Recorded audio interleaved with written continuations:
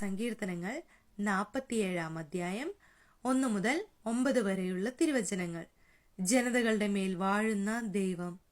ജനതകളെ, കരഘോഷം മുഴക്കുവിൻ, ദൈവത്തിന്റെ മുൻപിൽ ആഹ്ലാദാരവം മുഴക്കുവിൻ. അത്യുന്നതനായ കർത്താവ് ഭീതിപ്രദനാണ്.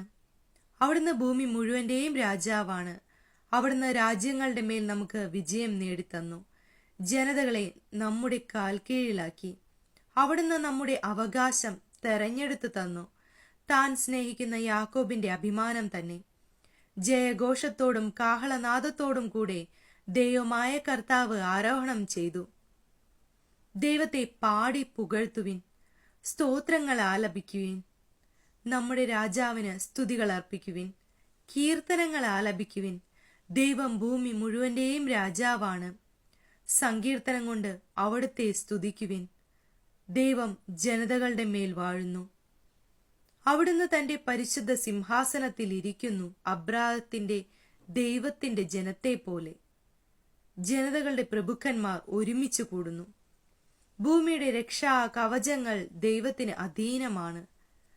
അവിടുന്ന് മഹോന്നതനാണ്.